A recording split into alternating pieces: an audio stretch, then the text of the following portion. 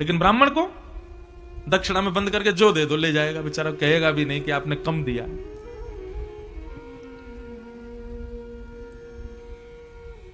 एक राजा के यहां पर लक्ष्मी नारायण यज्ञ हुआ, तो यज्ञ में खीरांग का भोग जाता है, खीर का भोग जाता है यज्ञ भगवान के लिए। तो राजा ने तो पहले दिन संकल्प कर दिया, उसके बाद ब्राह्मणों से कहा अब आप लोग नियमित रूप से यज्ञ कीजिएगा, कभी कभी समय मिलेगा तो मैं बीच में आता रहूंगा यज्ञ में। लंबे दिनों का यज्ञ चला।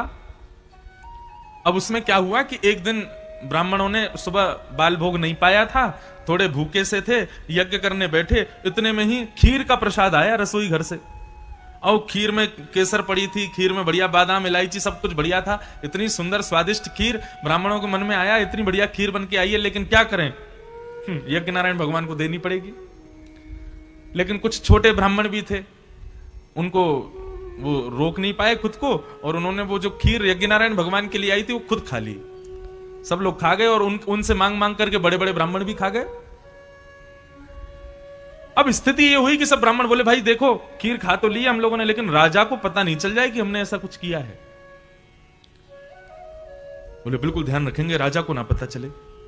अब रात्रि में राजा जैसे सोया, तो रात्रि में जैसे ही राजा की निद्रा आई है, तो राजा के स्वप्न में नारायण भगवान नृत्य करते हुए प्रकट हुए, और रानी के स्वप्न में साक्षात लक्ष्मी जी नृत्य करती हुई प्रकट हुई। प्रातःकाल जब दोनों उठे तो दोनों बड़े प्रसन्न। तो राजा ने पूछा, हे रानी तुम इतनी प्रसन्न क्यों हो? बोले पहले आप बताओ आप इतने प्रसन्न क्यों हो? बोले मैंने रात्रि में स्वप्न में ठाकुर जी को देखा, चतुर्भुज रूप नारायण नृत्य कर रहे थे। रानी बोली आपने नारायण को देखा, मैंने लक्ष्मी को देखा, वो भी नृत्य कर रही थी। तो राजा ने कहा हो ना हो देवी, हमारे गोत्र से हमारे नाम से ब्राह्मण देवता लक्ष्मी नारायण यज्ञ कर रहे हैं, तो नारायण और लक्ष्मी बड़े प्रसन्न हैं, इसलिए वो नृत्य करते हुए हमको स्वप्न में दिख रहे हैं। राजा ने कहा तो ठीक है, एक काम करते हैं, आज जाके ब्राह्मणों को धन्यवाद कह के आते हैं कि आज उन्होंने बड़ी कृपा की हम लोगों पर। ब्राह्मण सारे यज्ञ में बैठे थे, इतने में ही घोषणा हुई कि सावधान हो जाइए, राजा पधार रहे हैं। अब तो ब्राह्मण घबरा गए कि कहीं राजा को किसी ने बता तो नहीं दिया, कल खीर हम लोग खा गए थे। राजा जैसे ही आए, ब्राह्मण बोले भाई पहले ही अपराध स्वीकार कर लेते हैं, नहीं तो राजा बार में बहुत मारेगा। राजा आते ही ब्राह्मणों ने हाथ जोड़ दिया, बोले हमको पता है राजन आप क्यों आए हो, कल हमसे बहुत बड़ा अपराध हो गया। बोले क्या अपराध हो गया था? बोले कल हम लोग वो खीर जो यज्ञ नारायण भगवान के लिए आती थी उसको हम लोग खा गए थे, ये अपराध हो गया था।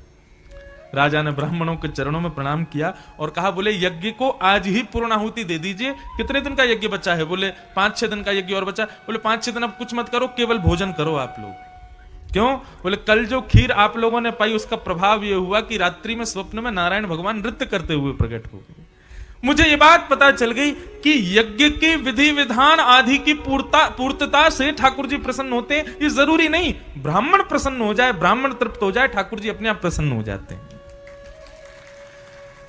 इसलिए नाथ अब आप केवल प्रसाद पाओ मेरे यहां रह करके।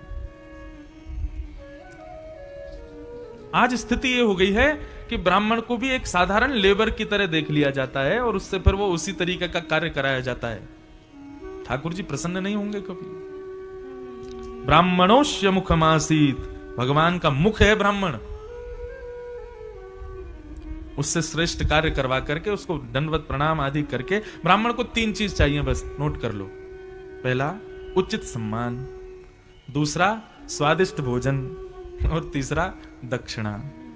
केवल ये 3 चीज में परिपूर्णता कर दो, ब्राह्मण आनंदित हो जाएगा, आपका यज्ञ सफल हो जाएगा। इस प्रकार ज्ञान उपदेश किया तो इन्हीं के सबसे बड़े पुत्र हुए श्री भरत जी महाराज। भरत जी का विवाह हो गया, विवाह के पश्चात कुछ संतान भी हुई, परंतु भरत जी एक समय आने पर अपने राज्य से विरक्त हो गए और उनके मन में भाव आया कि अब सब छोड़ करके मुझे वन में जाना चाहिए, भगवत भजन करना चाहिए। परंतु हम लोग कभी भी नियमित रूप से ये चीज स्वीकार नहीं कर पाते कि हम संसार के बंधन से मुक्त कब होंगे। कभी कभी अनुभव किया इस चीज का कि हम कभी मुक्त नहीं हो पाते। बेटे का ब्याह हो जाएगा, फिर उसके बाद में हमारे पास तो कुछ नहीं है, फिर भजन करेंगे। बेटे का ब्याह हो जाता है तो फिर मन में इच्छा होती है एक नाती हो जाए, फिर उसके बाद भजन करेंगे। नाती हो जाए तो फिर उसके बाद कहते हैं बाबा बोलने लग जाए, फिर भजन करेंगे। बाबा बोलने लग जाता है, फिर होता है स्कूल जाने लग जाए, फिर भजन करेंगे। नाती अब थोड़ा बड़ा हो गया, अच्छी यूनिवर्सिटी में चला जाए, फिर भजन करेंगे। अब नाती का भी ब्याह हो जाए, फिर भजन करेंगे। नाती का ब्याह हो गया, बोले अब सोने की सिड्डी चढ़ना बाकी रह गया है। नाती का नाती और नाती का बेटा और हो जाए। हम स्वयं बंधते चले जाते हैं। एक एक अवधि बनाइए, इस अवधि पर आने पर हम सब छोड़ देंगे, सबका त्याग कर देंगे। त्याग करने का मतलब मैंने पुनः बताया, त्याग करने का मतलब फिर संसार के बोझों को छोड़ो, भगवत भजन में जितना समय हो सके व्यतीत करो। ऐसे ही ऋषभ देव जी ने सब छोड़ दिया, श्री भरत जी महाराज ने सब त्याग दिया, और सब त्याग करके वन में चले गए। लेकिन बंधुओं देखो, हमारे भीतर एक बहुत भयंकर एक राक्षसी रहती है, उसका नाम है आसक्ति। सब लोग ध्यान से सुनो बिल्कुल। और ये आसक्ति कभी भी किसी में भी आ सकती है। जरूरी नहीं है कि पत्नी बच्चों से निकल गई तो किसी और में नहीं है, किसी में भी जा सकती है। और इस बात का प्रमाण है श्री भरत जी महाराज, अपनी पत्नी को छोड़ दिया, बच्चों को छोड़ दिया, अपने राज्य को छोड़ दिया, लेकिन वन में गए और भजन करने लगे। तभी क्या देखा कि नदी के उस पार एक गर्भवती हिरणी जल पी रही है। तभी शेर ने धाड़ मारी, और शेर की धाड़ सुनकर के भयभीत होकर के वो हिरणी नदी में कूद गई, और नदी में कूदते ही भय के कारण उसके प्रसव ने वहीं जन्म ले लिया, नदी के बीच में। और भरत जी ने यह दृश्य देखा। भरत जी तुरंत नदी में कूदे और नदी में जाके हिरणी को तो बचा नहीं पाए, उसके बालक को बचा लिया और बचा करके लाए, उसको पहुंच करके उसको बढ़िया व्यवस्थित करके उसको अपने कक्ष में ले आए, अग्नि जला करके उसको तपाया। अब कुछ दिन उसकी सहायता करते, कुछ दिन उसकी देखभाल करते तो ठीक, लेकिन भरत जी महाराज तो पुत्र की भांति आसक्त हो गए उसमें। आसक्ति कभी भी किसी में भी आ सकती है। भरत जी ने अपने परिवार को छोड़ दिया, राज्य को छोड़ दिया, पत्नी बच्चों को छोड़ दिया, लेकिन एक हिरण के बालक में आ गए, जो अपनी जाति का नहीं, अपने कुल का नहीं, मानव भी नहीं है। उस हिरणी में, उस हिरणी के बालक में भरत जी का मन लग गया। अब तो भरत जी महाराज का नाम जब धीरे धीरे कम होने लगा और धीरे धीरे उसी का ही ध्यान करने लगे। ध्यान करते करते करते करते स्थिति ये हुई कि भरत जी की वृद्धावस्था आई, अंत समय आया। तो अंत समय आने पर जब वो शिथिल हो गए, कहीं आने जाने लायक नहीं बचे, तब अपनी कुटिया में पड़े पड़े केवल उस हिरण के बालक को देखते रहते हैं। एक दिन हिरणों का झुंड देख करके उस बालक के मन में इच्छा हुई कि मैं भी इनके साथ चला जाऊं, और भरत जी के ना चाहते हुए भी वो बालक भरत जी को छोड़ करके हिरणों के साथ चला गया। उसी हिरण बालक की याद करते करते करते करते करते करते भरत जी के प्राण निकल गए। शास्त्र आज्ञा करते हैं, अंत काल में जिसका स्मरण करते हो अगले जन्म में वही बनना पड़ता है। और मैं तो ऐसा कहता हूं, अंतकाल नहीं, जीवन भर जिसका स्मरण करते हो अगले जन्म में वही बनना पड़ता है। भरत जी महाराज अपना एक जन्म गवा देते हैं और दूसरे जन्म में फिर हिरण बन के प्रकट होते हैं। दक्षिण भारत में कहीं उनका जन्म होता है। दक्षिण में जन्म लेकर के भरत जी महाराज मन में विचार करते हैं कि मैं अपना एक जन्म गवा चुका हूं, हिरण में आसक्त होके, अब मुझे हिरण बनना पड़ा। तो पुनः उसी स्थान पर पहुंचे जहां वो तपस्या कर रहे थे भरत जी के रूप में, और वहां जाकर के एक ब्राह्मण को तर्पण करते हुए देखा, और उसको देखते हुए भरत जी जानबूझ करके उस हिरण के रूप में नदी में कूद गए और अपने प्राण त्याग दिए। अंत में स्मरण किया था एक ब्राह्मण का, इसलिए अपने तीसरे जन्म में भरत जी महाराज एक ब्राह्मण कुल में जन्म लिए। भरत जी को अपने भजन के प्रताप से अपने 3 पूर्व जन्मों की स्मृति थी कि मैं पहले कौन था। अब की बार भरत जी ने पहले ही दृढ़ निश्चित कर लिया कि भाई कुछ भी हो जाए, संसार का नहीं होना है।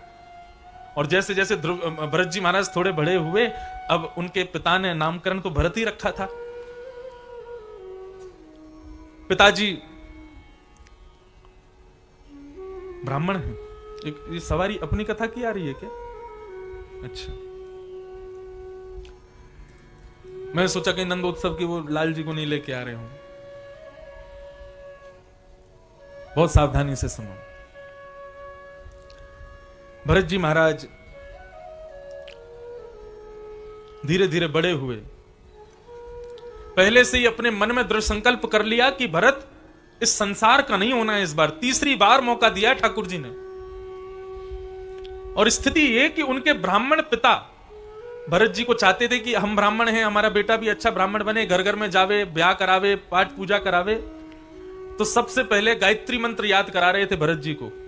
लेकिन भागवत में वर्णन है 6 महीने तक भरत जी ने ओम शब्द भी याद करके नहीं सुनाया अपने पिताजी को। क्यों?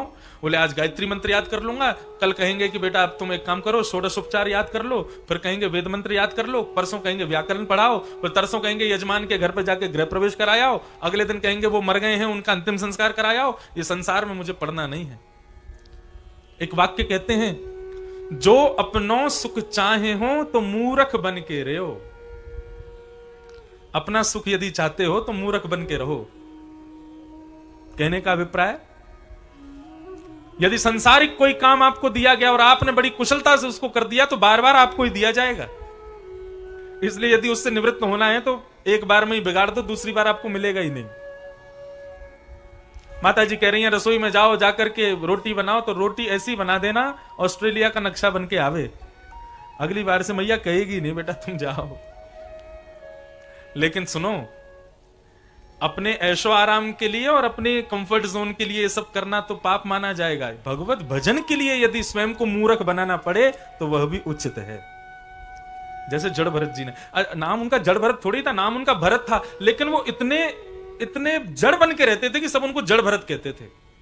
जड़ मतलब बिल्कुल स्थूल, किसी काम के नहीं है। पिताजी ने मन में विचार किया, जिस बालक ने 6 महीने में गायत्री मंत्र याद करके नहीं सुनाया, ये जीवन में क्या करेगा। भरत जी को कभी कभी उनके पिताजी समझाते, बेटा थोड़ा पढ़ा करो, थोड़ा याद किया करो, थोड़ा थोड़ा थोड़ा बुद्धि में थोड़ी विवेकता लाओ। लेकिन भरत जी महाराज तो बिल्कुल ऐसे रहते हैं। घर के सारे लोग जब खा लेते हैं तो बचा हुआ जो भोजन होता था उसको भरत जी खाते थे। कुछ लेना ना देना, मगन रहना, बिल्कुल अलमस्त जीवन कर लिया भरत जी ने अपना। एक दिन पिता के प्राण निकल गए। पिताजी भरत जी को छोड़ के चले गए। भरत जी के बड़े 2 भाई और हैं, वो दोनों ही काम करते हैं, दोनों ही अच्छा कमाते हैं, लेकिन भरत जी कुछ नहीं करते। दोनों ने मन में विचार किया, बोले किसी काम दाम का तो है नहीं, पिताजी हमारे माथे ये बोझ छोड़ के चले गए, इसको कहीं व्यस्त कर दो, इसको कहीं काम दिला दो ताकि कहीं जाया करे, थोड़ा अपना जीवन यापन किया करे। बड़े भाई एक काम लेकर के आए। क्या काम लेके आए? बोले एक का खेत है, तुमको केवल रखवाली करनी है कि बाहर के जानवर आए नहीं अंदर। पहले बाउंड्री तो बनती नहीं थी। भरत जी महाराज बोले जो आज्ञा। खेत में चले गए और खेत में जाकर के महाराज उन्होंने तो कोई देखना करना तो दूर की बात, अगल बगल से गाय पकड़ पकड़ के और लिया है खेत में कि सब खा जाओ। गधों को पकड़ करके लिया है, चिड़ियाओं को बुलाने लगा, आ करके सारी चिड़ियाएं बुला दी, पूरा खेत उजड़ गया। राम जी की चिड़िया, राम जी का खेत, खाओ मेरे प्यारे भर भर पेट। उस खेत के मालिक ने जाकर के भरत जी के भाई से शिकायत कर दी, बोले कैसा आदमी ला के दिया है, पूरा खेत उजड़ गया मेरा। अरे अगल बगल के पड़ोसी तो बता रहे थे कि वो जानबूझ के पकड़ पकड़ के जानवरों को ला रहा है और खेत खिला रहा है, ऐसा व्यक्ति क्यों भेज दिया मेरे खेत में। भरत जी के भाई ने बहुत डांटा, बोले तुम किसी काम के नहीं हो, जैसे तैसे खोज के एक काम तुम्हारे लिए लाया वो भी तुमने बिगाड़ दिया। भरत जी कुछ नहीं, मौन। भाई पीटते हैं, भरत जी तब भी मौन रहते हैं, कुछ नहीं कहते। छोटा भाई एक दिन काम लेके आया, कहीं पर खुदाई करनी थी। अब खुदाई इतनी नहीं कर, मतलब केवल जैसे खेत बोने से पहले पूरे खेत को खोदा जाता है, उस प्रकार से फावड़े से केवल हल्का हल्का खोदना था। लेकिन भरत जी महाराज ने कुआं खोद दिया, इतना गहरा गड्ढा कर दिया कि एक तरफ तो पहाड़ खड़ा हो गया मिट्टी का, एक तरफ भयंकर गड्ढा। लोग बाग गए, जाकर के भरत जी को खूब सुनाने लगे, उनके भाई ने बहुत मारा, लेकिन भरत जी सहते रहे, कोई बात नहीं। एक दिन दोनों भाइयों ने मन में विचार किया, माता पिता तो है नहीं, ये बोझ हमारे सिर पर रहता है, पूरे परिवार को परेशान करता है, एक काम करो, इससे कहते हैं तू घर छोड़ के चला जा। कह दो। भरत जी से जाके कहा, भरत सुनो, अब तुम्हारा ख्याल हम नहीं रख सकते, तुम अपना अपने आप रखो, तुम घर छोड़ के कहीं और अपनी व्यवस्था देखो। भरत जी बोले मैं तो बस आपकी आज्ञा की प्रतीक्षा कर रहा था, आज्ञा मिल गई, अब चला जाऊंगा। आज्ञा नहीं करते और मैं स्वयं चला जाता तो अपराध लगता तो फिर से संसार में बंध जाता मैं। अब आपकी आज्ञा हो गई, अब चला जाऊंगा। भरत जी चले गए, कुछ नहीं करते हैं, केवल एक पागलों की भांति इधर उधर पड़े रहते हैं और केवल ठाकुर जी का स्मरण करते हैं। बहुत सुंदर कथा है जड़ भरत की, लेकिन बहुत ज्ञानवर्धक भी है। जड़ भरत जी महाराज एक खेत में हाथ की तकिया लगा करके रात्रि में सोए थे। तभी पास के गांव में आदिवासी लोग अपनी देवी को, कुल देवी को प्रसन्न करने के लिए बलि चढ़ा रहे थे, एक मानव की। अब मानव की बलि चढ़ा रहे थे तो उसको निला के धुला के तैयार करके उसके 56 भोग खिला करके उसको बलि के लिए ले जाने वाले थे। ना जाने कैसे वो सबसे छूट के वहां से भाग गया। सब लोग उसको पकड़ने के लिए पीछे पीछे भागे। वो तो इतनी जोर से भागा, कहीं जाकर के छुप गया। अब ये लोग दौड़ते दौड़ते गए तो खेत में होकर के निकले तो भरत जी से टकरा के सब लोग गिर गए। सबने देखा कौन है कौन है। तभी थोड़ा प्रकाश करके देखा तो वहां भरत जी महाराज लेटे हुए थे। तो सबने विचार किया वो बलि का बकरा तो भाग गया, इसको पकड़ ले चलो, ये बढ़िया है। भरत जी को उठाया, ले गए। भरत जी चल दिए उनके साथ। नदी में स्नान कराया, सुंदर पोशाक पहनाई, सुंदर इत्र आदि लगाया। भरत जी बड़े प्रसन्न, वाह कन्हैया आज तो बड़ी कृपा कर रहा है। कहां 6 दिन से हमको पानी भी नहीं मिला था नहाने के लिए, आज इतने सारे लोग भेज दिए नहलाने के लिए। भरत जी के सामने 56 भोग रख दिए गए। भाई खूब पाओ प्रेम से, भरत जी खूब खामे। बोले हे नाथ तेरी बड़ी कृपा है मेरे ऊपर। कहां तो जला हुआ झूठा भोजन खाता था, आज देख क्या 56 भोग मिले हैं। हे ठाकुर जी बड़ी कृपा। भरत जी को तैयार करके तिलक आदि लगा करके 4 लोग पकड़ करके ले गए और ले जा करके काली के मंदिर में उनको बिठा दिया। काली मैया को देखा, जीव निकाली बाहर, लाल लाल जीव, काली मैया खड़ी हैं। भरत जी उनमें भी ठाकुर जी का दर्शन कर रहे हैं। वाह कन्हैया तेरा ये रूप भी कितना अद्भुत है। हाथ में तलवार लिए, ये लाल लाल जीव, क्या सुंदर लग रहे हो, अद्भुत। इतने में ही वो कोल भी लाए और तलवार उठा करके बोले तुम्हारी कोई अंतिम इच्छा हो तो कर लो, हम तुम्हारी बलि चढ़ाने वाले हैं। भरत जी महाराज बोले तो ये इतना निलाना धुलाना भोजन इसलिए हो रहा था। भरत जी के नेत्र सजल हो गए और भरत जी ने हाथ जोड़ करके कहा, हे कन्हैया मुझे मृत्यु से भय है ऐसी बात नहीं है, मैं मरने को तैयार हूं, लेकिन मुझे भय इस बात का है कि मैं तीसरी बार अपनी आपकी प्राप्ति का जो साधन मुझे मिला है मैं इसको गवा दूंगा। बचपन से आज तक मैं एक जड़ बन करके रहा ताकि संसार में फंस ना जाऊं, परंतु जैसी आपकी इच्छा। और तभी काली मां के रूप को देख करके भरत जी कहते हैं कुपुत्रो जायेत क्वचिदपि कुमाता न भवति। पुत्र कुपुत्र हो सकता है लेकिन एक मां कुमाता नहीं हो सकती। यदि मेरे बलि देने से, मेरे सिर कट जाने से आप यदि प्रसन्न होते तो मैं अपना सर आपके चरणों में रखता हूं। और श्री जड़ भरत जी ने स्वयं को अर्पित कर दिया ठाकुर जी के सन्मुख। जैसे ही सारे कोल भील तलवार लेकर के भरत जी का सर धर से अलग करने लगे, सामने जिस दुर्गा मैया की, काली मैया की जो प्रतिमा थी चटकने लगी और सहसोच्चाट देवी भद्रकाली प्रकट हो गई वहीं पर। और प्रकट होकर के सारे कोल भीलों के सर धर से अलग कर दिए। भरत जी जीवित बच गए। भरत जी महाराज नीचे ही सिर करके बैठे थे। थोड़ी बहुत देर बाद देखने लगे, बोले अभी तक गला कटा नहीं मेरा, अभी तो ठीक है। उठ करके जैसे देखा तो सारे मरे पड़े थे और सामने काली मैया साक्षात खड़ी थी। भरत जी ने चरणों में प्रणाम किया, बोले धन्यवाद मुझे एक और मौका देने के लिए, और प्रणाम करके तुरंत वहां से चले गए। सिंधु सौवीर नदी के किनारे जाकर के, सिंधु नदी के किनारे जाकर के भरत जी बैठ गए। वहीं एक देश था सौवीर देश। उस सौवीर देश के राजा थे राजा रहुगण।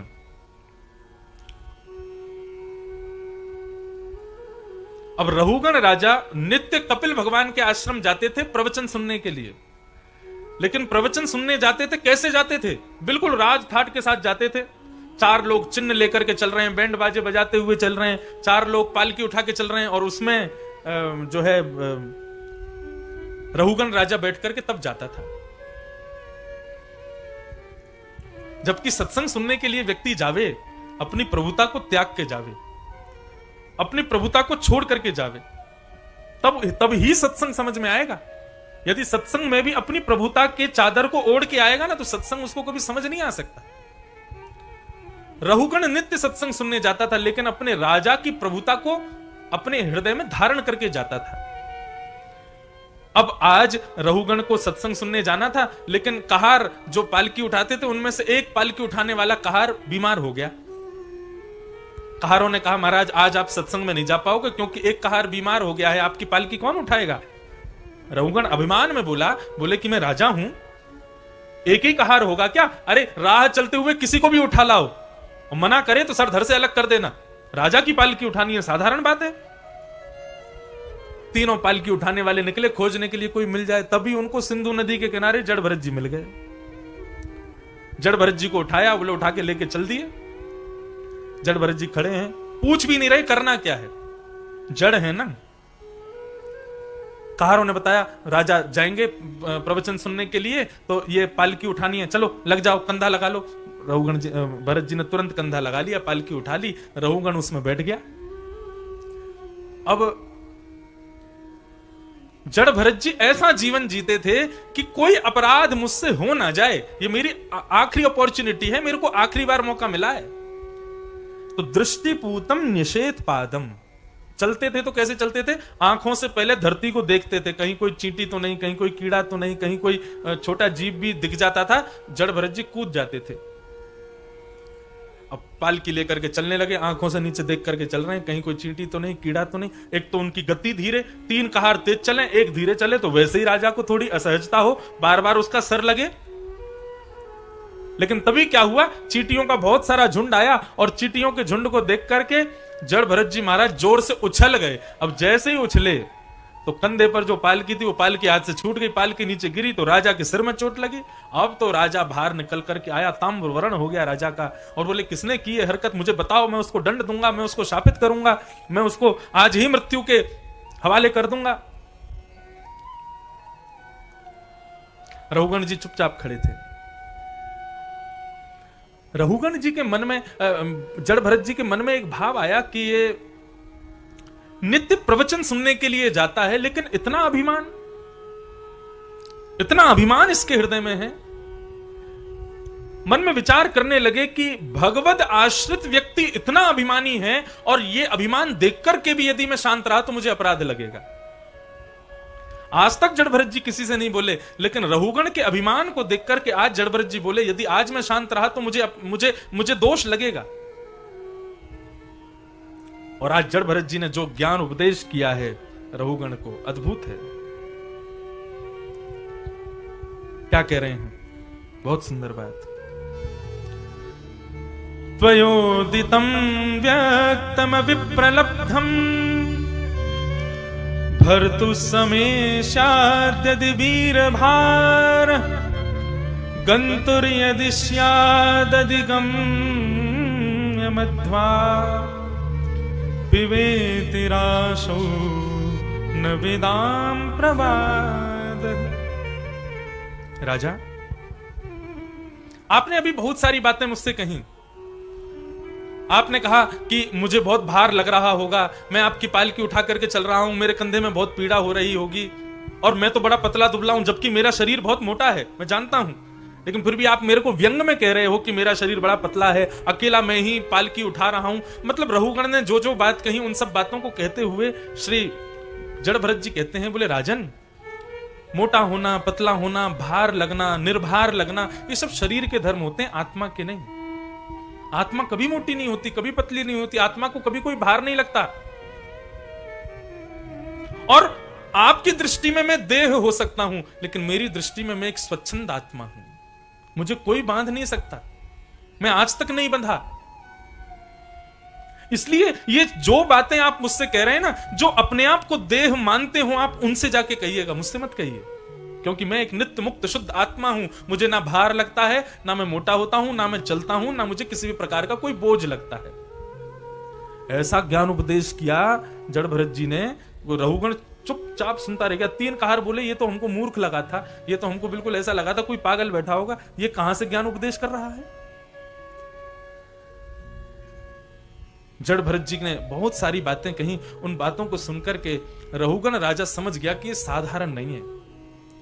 रहुगण सत्संग तो सुनता था, लेकिन सत्संग जीवन में कभी उतारा नहीं था। आज जड़ भरत जी की बात सुनकर के रहुगण के मन में आया कि ये जरूर सत्संगी हैं, कहीं मुझसे कोई अपराध तो नहीं हो रहा। चरणों में प्रणाम करते हुए रहुगण ने निवेदन किया, ना हम विशंके शुरराज वज्रा नानत्र शूलानयमस्य दण्डात् नागण्यकर्षो मनिलवितप्पाः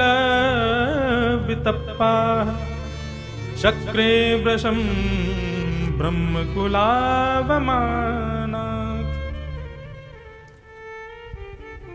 हे महाराज, आप कौन हैं? आप साधारण नहीं हैं। मैं आपसे केवल इतना निवेदन करना चाहता हूं, कहीं आप कोई ब्राह्मण तो नहीं है? क्यों? क्योंकि मुझे इंद्र के वज्र से डर नहीं लगता, मुझे शंकर जी के त्रिशूल से डर नहीं लगता, मुझे ब्रह्मा के किसी भी प्रकार के प्रकोप से डर नहीं लगता, लेकिन किसी ब्राह्मण का मुझसे अपराध ना हो जाए, इससे मुझे बहुत भय लगता है। आप कौन हैं? मुझे बताइए भगवान। जड़ भरत जी बोले, मैंने अपना परिचय पहले ही दे दिया है, मैं नित्य मुक्त शुद्ध आत्मा हूं। लेकिन यदि शरीर का धर्म पूछ रहे हो तो मेरा नाम भरत है, लेकिन एक जड़ता के कारण लोग मुझे जड़ भरत कहते हैं।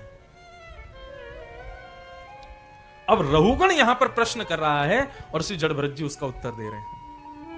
रहुगण ने प्रश्न किया, बोले आपने अभी अभी मेरे से एक बात कही थी कि आत्मा ना मोटी होती है, आत्मा ना चलती है, आत्मा को भार नहीं लगता। आप इतनी सारी बातें मुझसे अभी आत्मा के विषय में कह रहे थे और आप कह रहे थे आप एक नित्य मुक्त शुद्ध आत्मा हो, आप देह नहीं हो। तो भगवान मैं केवल इतना पूछना चाहता हूं, क्या शरीर पर हुई पीड़ा आत्मा को नहीं लगती? क्योंकि जैसे अग्नि पर हम पतीला रखते हैं, पतीले में पानी, पानी में चावल, अग्नि से पतीला गर्म होता है, पतीले से पानी गर्म होता है, पानी से वो चावल गर्म होता है, बन करके पक जाता है। तो क्या हमारे देह पर आई पीड़ा हमारी आत्मा को नहीं लगती? मुझे बताइए। जड़ भरत जी महाराज क्रोधित हो गए। अकोविदः कोविदवाद वादान वदस्य तो नाति वदाम वरिष्ठम न सूरयो ही व्यवहार में न तत्वावमर्शेन सहामनति।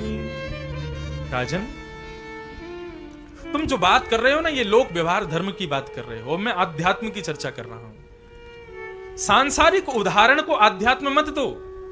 ये चावल बनना, पतीले का गर्म होना, पानी का उबलना, ये सब सांसारिक क्रियाएं हैं, इनको अध्यात्म में क्यों जोड़ते हो? और रही बात तो तुम्हारी बात की, तो मेरी बात सुनो। तुम कह रहे हो कि पतीला गर्म होने से जल गर्म होता है, जल से फिर चावल, चावल से उसका गर्भ गर्म होकर सब पक जाता है, तो पीड़ा यदि शरीर के बाहर लगी तो आत्मा को क्यों नहीं लगती? राजन, चावल को बीज से तोड़ने पर उसके गर्भ को देखा जा सकता है, परंतु शरीर के दो हिस्से करने पर आत्मा को देखा नहीं जा पाएगा। जो अदृश्य है, जो अदृष्टा है, उस अदृष्टा आत्मा को तुम संसार के व्यवहार में कैसे जोड़ सकते हो? बहुत ऊंचा ज्ञान है यहां पर, अगर इस पर बैठ के थोड़ी चिंतन किया जाए तब समझ में आएगी बात। भरत जी कह रहे, मैंने पहले ही स्पष्ट कर दिया कि संसार के जितने भी भाव हैं उनको मुझ पर मत लगाना, क्योंकि मैं ये मान चुका हूं कि मैं देह नहीं हूं। देह केवल मेरे लिए एक साधन है भगवत प्राप्ति का, इससे अतिरिक्त और कुछ भी नहीं है। इसलिए तुम सांसारिक क्रियाओं को देह से मत जोड़ो। रहुगण की बुद्धि घूमने लगी, चरणों में प्रणाम किया जड़ भरत के और कहने लगा, भगवान मुझे ये ज्ञान कब होगा जो आपको प्राप्त है? तब रहुगण को उत्तर देते हुए जड़ भरत जी ने पूरा सार सुनाया और एक बात कहते हैं, अद्भुत बात, बहुत ध्यान से सुनना। जड़ भरत जी कहते हैं, रहुगणे तत्तपसा न याति न चेज्जया निर्वपणा गृहीत्वा न छंदसा नैव जलाग्नि सूर्यै बिना महत्पादरजोभिषेकम्। राजन, तुमने मुझसे प्रश्न किया कि यह तत्व ज्ञान तुमको कैसे होगा, ये आत्मा और देह को अलग अलग समझने की स्थिति तुम्हारी कैसे होगी? तो बंधुओं, ये उपासना से संभव नहीं है, ये यज्ञ से संभव नहीं है, ये आदि आदि क्रियाओं से संभव नहीं हो पाएगी। इसको करने के लिए केवल एक ही उपाय है। बोले क्या? बोले बिना महत्पाद रजोभिषेकम। जब तक किसी संत की, जब तक किसी गुरु की, जब तक किसी श्रेष्ठ की तुम पर कृपा नहीं होगी, उनकी चरण रज को अपने माथे से नहीं लगाओगे, उनको बारंबार नमन करके वंदन नहीं करोगे, उनकी कृपा जब तक नहीं होगी तब तक तुम इस स्थिति में नहीं आ पाओगे कि